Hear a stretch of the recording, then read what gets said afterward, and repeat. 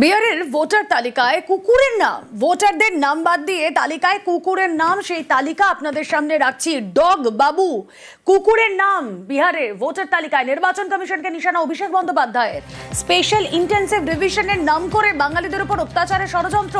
একটা দলকে সুবিধা পাইয়ে দিচ্ছে কমিশন, তো অভিষেকে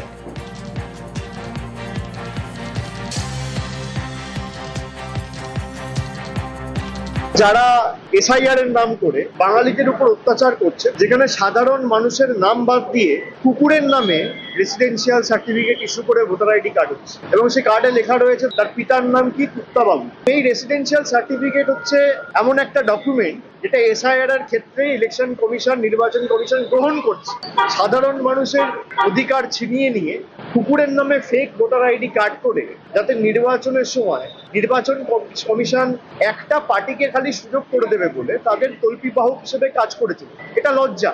এবং যত দিন গেছে বিজেপির তত চাটুকারিতা, কৃতদাসত্ব এরা করে চলেছে।